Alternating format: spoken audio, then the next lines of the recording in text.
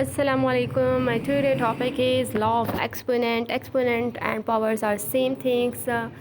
आज मैं आप लोग को लॉ ऑफ एक्सपोनेंट के बारे में बताऊंगी और इसके रूल्स बताऊंगी कि अगर पावर डिफरेंट हो और बेस सेम हो तब हम क्या करते हैं, अगर बेस सेम हो पावर डिफरेंट हो तब हम क्या करते हैं। इसके कुछ रूल्स हैं with respect to addition and with respect to multiplication.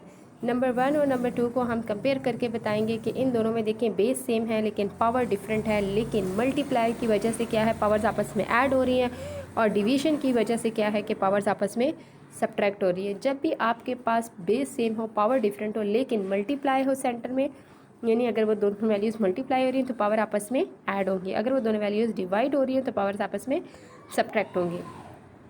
Same इसी तरह है कि अगर आपके पास इस तरह x है और पावर आपके पास एक ब्रैकेट के अंदर है और एक ब्रैकेट के बाहर है तो दोनों पावर्स आपस में क्या होती हैं, मल्टीप्लाई।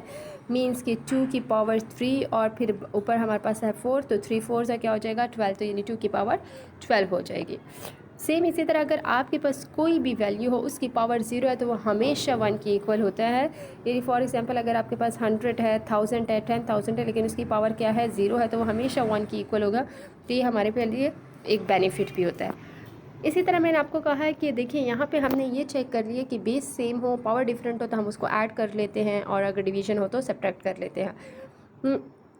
सेम अगर आपके पास बेस डिफरेंट हो मींस कि एक्स ए मल्टीप्लाई वाई ए, यानी आपके पास बेस डिफरेंट है पावर सेम है तो हमने क्या कर लिया, एक्स वाई को मल्टीप्लाई कर दिया और पावर को 1 टाइम लिख लिया।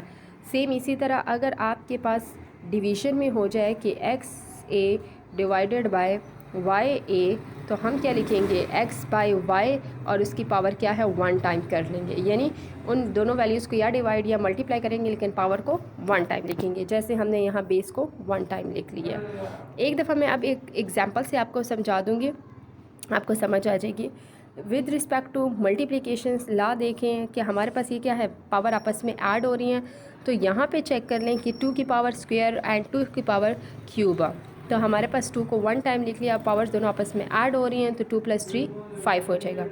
सेम डिवीज़न में भी ऐसे ही देख लें कि पावर्स आपस में सब्ट्रैक्ट हो रही हैं तो 5 - 2 है तो हमने 5 - 2 क्या कर लिया, 3 की क्यूब।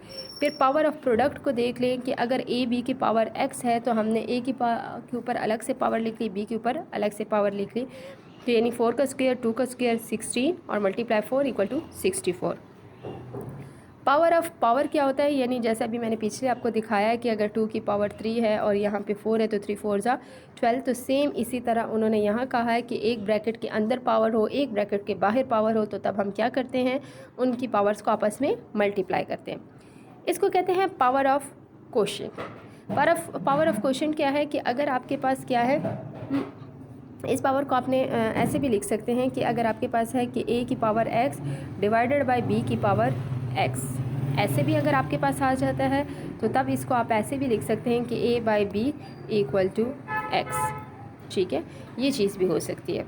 तो आपके पास ये देख लें 4/2 था, हमने उस पर अलग अलग स्क्वायर लगाया 16/4 कर दिया है और हमारे पास 4 आंसर। ज़ीरो एक्सपोनेंट आपके पास क्या है, ज़ीरो एक्सपोनेंट अभी मैंने आपको बताया कि किसी भी वैल्यू के ऊपर ज़ीरो पावर हो हमेशा वो 1 की इक्वल, जैसे यहाँ पे मैंने बताया कि सान की पावर 0 है तो वो किसकी इक्वल है, 1। आई होप कि आप लोग को समझ आ गई होगी कि multiplication, division, power of product, power of power, power of quotient and zero exponent क्या होते हैं।